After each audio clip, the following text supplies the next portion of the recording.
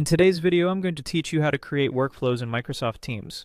If you've ever felt like you're drowning in tasks and notifications, Microsoft Teams can be a game changer by helping you automate routine processes and free up your time for more critical tasks.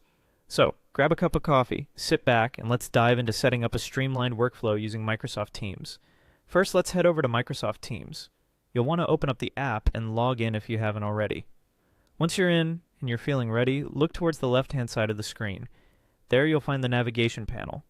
One of the options you'll see is labeled Apps. Go ahead and give that a click. This is where we'll find all sorts of applications that can integrate with Teams to enhance your productivity.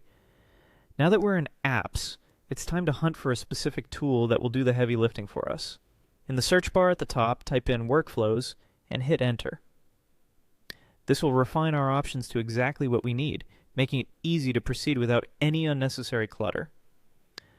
Once you've located workflows, you'll notice an option to open or add this application.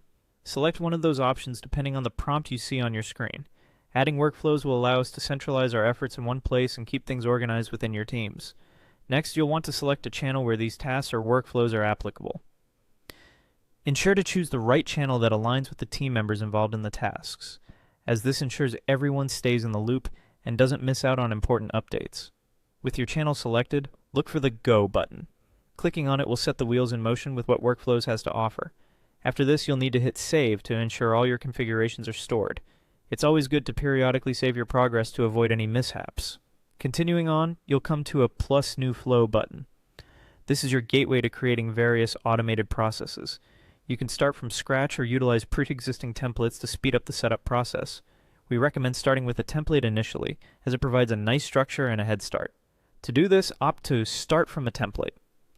Templates are incredibly effective. They come pre-configured with common automation and can save you a lot of time. Select the template that best suits your needs.